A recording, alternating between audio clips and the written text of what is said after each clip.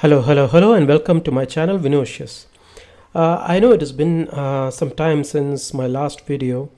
I'm very sorry that I couldn't get the time to do the recordings, but there are a lot of things that has been happening in the geopolitical space, So, without much further ado, we'll just go straight to the topic. As you know, this channel is basically focused on geopolitics, and today I just want to bring to everyone's attention, that this news that has happened. This is actually 1 month old. Actually, this news, it is basically in India. The Indian government recently banned one organization over here. Now, before I go into that, I'm sure every one of you are aware of the Israel-Gaza war, right? I mean, I would like to say the Israel-Hamas war in Gaza. So, if you all know that Hamas is a terrorist organization banned by many countries. Sadly, it is not banned in India. I don't know why it is not. It is quite unfortunate that the Indian government doesn't see it that way. But nevertheless, you can see that Hamas has a lot of support in India. If you remember, there was also one live conference call that was attended by the head of Hamas, which took part in Kerala, of all the states. So Kerala being a very the most literate state and all that, is it's unfortunate that it's happening in Kerala. And Hamas came on a live conference call in that and all. It was very surprising. This was last year, and as you all know, there is a lot of support for Hamas. Of course, mainly from the left and the Islamic groups. So the jihadis and the leftist people organizations are always pro Palestine, and of course they don't care whether it is Hamas, whether they are a terrorist organization. For them, they see it as freedom fighters. I don't understand what is their objective of supporting such organizations.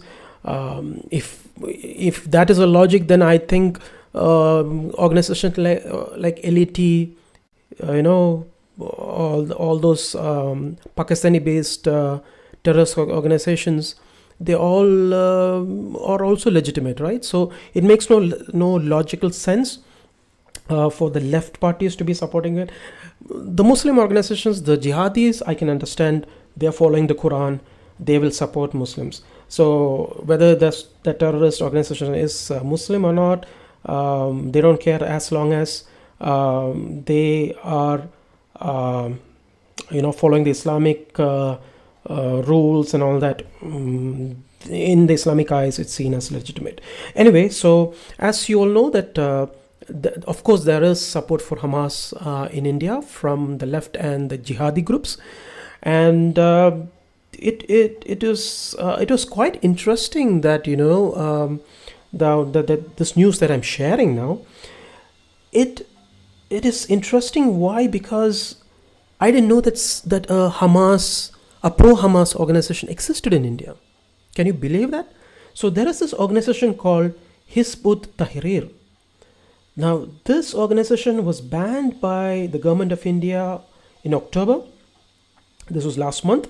And what was very surprising is that the ministry only came to know about this, and then they came to understand that the objective of HIZB-UT-TAHRIR, which is known as HUT in short, their objective is to establish the Islamic State and Caliphate globally, including in India. So their objective was to overthrow all democratic elected governments through jihad and terrorist activities. So I'm showing I'm showing you this news cutting over here, if you can see, where the government declares HIZB-UT-TAHRIR as a terrorist organization, and their objective has been to set up an Islamic State, a caliphate globally, including in India. And I'm glad that the Union Ministry took action now, and they have uh, declare this terrorist organization under the UAPA, and this is a very big development that has happened. And you have to note also that this HUT is active in Bangladesh. So you can see now, linking it up with what is happening around in this world, what is happening in Bangladesh. So all these Islamic terrorist groups are all very active, and but this is something very interesting that I noticed. I have to also say that it is a good move by the Indian government to do this, and the interesting part is this organization has been, it is an international organization. It was formed in Jerusalem in 1953, and it has many branches around the world. And for some reason, they were also in India. Of course, they will be in India. Their objective has been to replace democratically elected governments through their jihadi activities, through terrorist activities. And they are very similar. They have the same radicalization, that radical mind. Their motivation is all based on how to brainwash the youth into joining these organizations. Is something like ISIS that has been very active. So I'm very happy that this decision has been taken by the Indian government, and the ministry itself has said that this HUT has been involved in radicalization and motivation of gullible youth to join terrorist organizations such as ISIS and raising funds for terrorist activities. Can you believe this? Such an organization existing in India, trying to promote terrorism through their social media platforms, and they were also using various means to raise funds, to brainwash the youth to join these kind of terrorist organizations, to promote the downfall of India, or to overthrow the Indian government, and to form a Khilafat over here. And I'm very happy also that the NIA is a national investigation agency in India. You can say it's something similar to the FBI. They have the very strong powers to take action and all that. I'm very happy that they launched this operation and cracked down on these operatives, basically, which was in Tamil Nadu. They were all been arrested, and I'm glad that such an action has taken place. Full credit to the Indian government. Mr. Amit Shah, he's the Home Minister who has taken this quick action. This is very good decision by the Indian government. But for all those people to just understand who is this HUT, this HIZB-UT-TAHRIR, you have to understand what is the history behind it. Where did it start from? So HIZB-UT-TAHRIR, it's basically an international pan-Islamic fundamentalist political organization which was started in 1953. It was founded in East Jerusalem. Which was at that time, it was part of Jordan. Mind you, remember, Jerusalem used to be part of Jordan, and all this, what you call Free Palestine and all that, Palestinians in the West Bank were all under Jordan. Only after the war between Israel and the Arab countries, Israel liberated those places, took over those territories, and then now the Palestinians are crying freedom, freedom, freedom. Until then, they didn't talk about freedom from Jordan, right, in the West Bank. Gaza was under Egypt at that time. No one cried for freedom for Palestinians when it was under the Egyptians. Because if it's a Muslim ruling a Muslim, it's okay. The moment the Jewish nation took control of Gaza, or the whole world, I mean, especially the left and the jihadi groups are just going bonkers over, free Palestine, free Palestine. So that's another topic which I don't want to go into now. I'll make a separate video on that. But today I'm just going to focus on HUT, the HIZB-UT-TAHRIR. So, like I said, it started in 1953. It was headquartered out of Beirut, Lebanon. Now, do you see the connection over there? All this, just connect the dots. Hezbollah in Lebanon, Hamas in Gaza. All of them are all from the same cloth. That is the basic thing that everyone should understand. Okay, so they are based out of Beirut, Lebanon. So their focus has been, their aim is the re-establishment of the Islamic Caliphate to unite the Muslim community called the Ummah and implement Sharia globally. Now understand, Sharia globally. What is Sharia? You have to understand that. I'll make a video separate on that. Sharia is purely a pro-Islamic law, a law which is against non-Muslims. You have to understand that where non-Muslims have no equal rights, where women have no equal rights. I'll give you an example. If a woman is to be a witness in a Sharia law, in a Sharia court, 2 women witnesses are equal to 1 man. Can you believe that? So if somebody brings 4 men as witnesses, and on the other end you have only women as your witnesses, you need to bring in how many? 4 into 2, 8. 8 witnesses against his 4. So do you see that as justice? This is bullshit, total nonsense. So their objective is to bring Sharia around the world, and they were started, as I said, it was started in the Jordanian controlled Jerusalem. Please note that. And it was started by Taqi al-Din al-Nabhani. Okay, I'll show you his picture over here. His name is Muhammad Taqi al-Din bin Ibrahim bin Mustafa bin Ismail bin Yusuf al-Nabhani. So he was a Palestinian Islamic scholar who founded this pan-Islamic fundamentalist organization called HIZB-UT-TAHRIR. So let's go with HUT for easy understanding. So he is this Palestinian Islamic scholar from Haifa. Okay, he was educated in Egypt and served as a Qadi. Qadi is a religious court judge. Okay, and he formulated a program and a draft constitution for the establishment of a caliphate, or khilafat as they say. So the organization sees world history as an eternal conflict between Islam and non-believers. So this is what I was saying, the Ummah, the world of Islam against the kuffar, that is the kafirs, that is the non-believers. So it is dividing the world into 2, the believers and the non-believers of Islam. And it's the constant conflict, the war that will be always there between these 2 groups.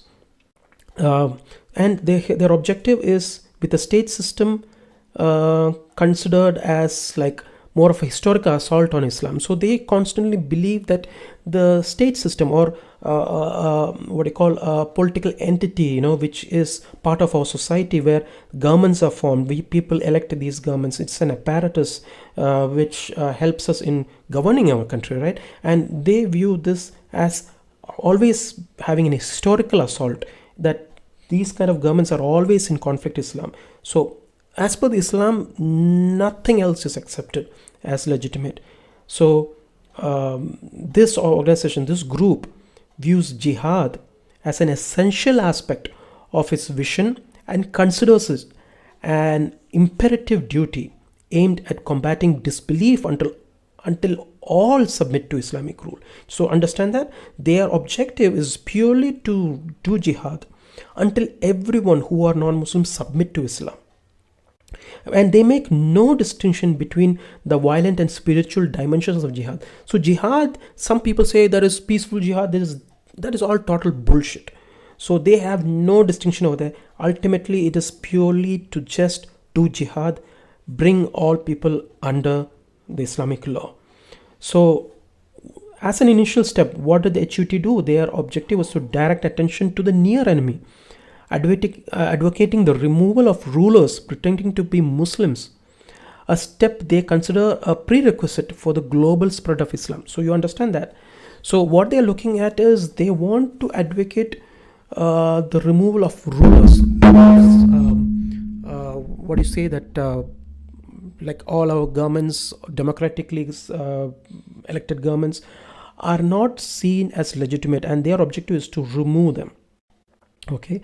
Now, since 1953, HUT has spread to more than 50 countries and has a membership estimated to be between tens of thousands to about 1 million. Do you get that number? See how many zeros are there? Tens of thousands to about 1 million. And HUT is active in Western countries, including the UK, and now, of course, as you know, in India as well, which has been banned. Thank God for that, and thank the Indian government for that. And these members typically meet in small private study circles. But in countries where the group is not illegal, it also engages with the media and organizes rallies and conferences. So can you believe how much of how openly they're trying out to do things? If it's not banned, they'll openly deal with the media, they'll have rallies, conferences, meetings, they have no issues. But where they are banned, or where they are in very small groups and all that, they have these small study groups. Of course, you all know study groups are basically just to brainwash young people to join the jihad into all this. So let's see, where they have all been banned. From what I understand here is that HUT has been banned in Bangladesh, China, Russia, Pakistan, India, Germany, Turkey, and United Kingdom, of course Kazakhstan, and across Central Asia, Indonesia, and all Arab countries except Lebanon, Yemen, and the UAE. Wow, that is something very interesting. And in July 2017, the Indonesian government revoked HUT's legal status, citing incompatibility with government regulations on extremism and national ideology. Good for Indonesia, very good for them to do that as well. So let us try to understand what are their goals, their methods, how does the organization work like. So HUT states its aim as unification of all Muslim countries over time in a kind of a unitary Islamic state, or Khilafat or Caliphate, headed by a Caliph elected by Muslims. This it holds is an obligation decreed by God, warning that Allah will punish those Muslims who neglect His duty. Once established, the Khilafat will expand into non-Muslim areas. Mind you, see, first they will unite the Muslims, they'll declare a Caliphate, and after that, once they have consolidated their power and their everything, what they will do is to expand into non-Muslim areas through invitation and through military jihad, so as to expand the land of Islam and diminish the land of disbelief. Okay, so that is Dar al-Islam. Dar al-Islam, Dar al-Suway. I don't know how much of you know this. So this is the battle between the land of Islam and the land of unbelief. This is their objective. And it is to achieve its objective, HUT seeks to gain leadership of the Islamic community, so that the community will accept it as their community's leader, to implement Islam upon them and proceed with it, that struggle against the kuffar, that is the unbelievers, and the work towards the return of the Islamic State. So this is the whole thing. You have to understand, Islamic groups, they all focus purely on waging jihad in order to achieve their caliphate or the khilafat. This is what HIZB-UT-TAHRIR has been doing, and I'm surprised it was active in India. Thank God is that it has been banned.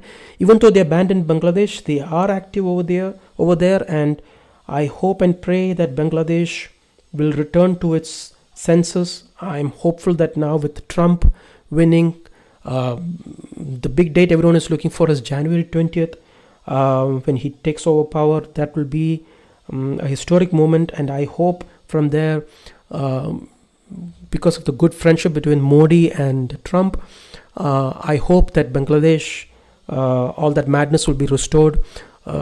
As we all know that there has been really unfortunate events that has been happening in Bangladesh. So I just hope this ban of HUT, this move now against all this Islamic terror, will be a good sign for people to all unite together against this political Islam that is creating a lot of issues now around the world. And I would like to thank the Indian government for this, and I want to reach out to all Indians out there to keep your eyes open. Look out to these kind of people who are joining into these study groups, study circles and all that. Keep your eyes open, just notice it. If you feel something is suspicious, inform the NIA. NIA is formed for the people of India. It is for our protection. We don't need to feel afraid of these agencies. These agencies are there for us. The Indian government has formed them with all kind of powers to bring these kind of terrorist groups under heel, crush them before it becomes big. We have the authority and the power. We, the people of India, have the authority, and we have to keep our motherland, our country, secure from these kind of fundamentalist radical organizations. And I appeal to all Indians to keep an eye out.